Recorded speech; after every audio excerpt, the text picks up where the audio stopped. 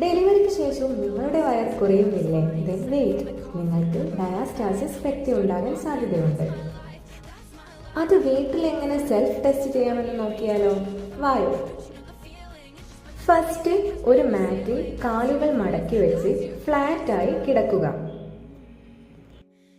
ഇനി നിങ്ങളുടെ ഒരു കൈ തലയ്ക്ക് പിന്നിൽ വെച്ച് തലയും കഴുത്തും ചെറുതായി മുകളിലേക്ക് റേസ് ചെയ്യുക.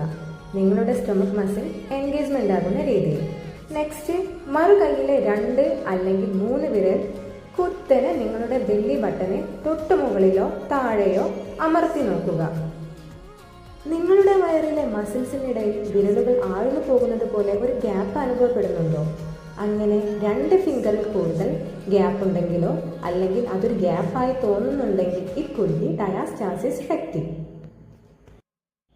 പ്രോപ്പർ ഫിസിക്കൽ തെറാപ്പിയും എക്സസൈസും വഴി ഇത് മാനേജ് ചെയ്യാട്ടോ.